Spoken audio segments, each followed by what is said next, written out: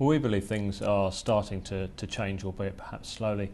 It has been suggested by the current finance minister that they set up this National Investment Board, and that's proposed to be chaired by the current Prime Minister, Manmohan Singh, and this will try and look at some of the delays and the kind of overly bureaucratic nature of the decision-making process within India. It's estimated that some of these delays due to bureaucracy in India have actually led to round about 2 trillion rupees worth of projects that have been delayed in power, road and mining sectors on their own. For example, the government have looked to try and build 20 kilometres of road per day across the country, and statistically the latest data shows that they've actually only been able to do about 25% of that. So it's clear that there's lots of delays that have been impacted on these types of projects. So hopefully this new National Investment Board, when it is set up, will look at trying to get some of that process moving, particularly on the larger capital projects. However, we do say that there should be some caution because although in New Delhi they make the decisions in the centre, some of the states, when the kind of decision or whatever is passed down to them, some of the state mandarins may wish to try and exert some of their own power and influence.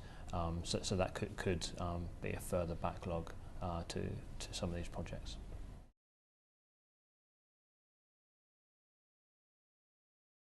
Sure. In November 2011 we saw that opposition parties voted down against the government in favour of some of these reforms that the government had been hopeful of pushing through, and we saw that the Indian market in November and December of 2011 fell away.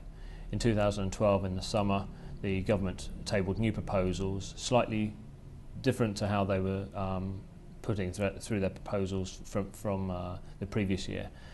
And it appears that so far, the market has reacted positively on these reforms, particularly within the pensions, insurance, aviation. But more interestingly for us, in the multi-brand retail sector, we see that there's a lot of potential within the consumer market within India, which is one of our key themes, which Craig discusses.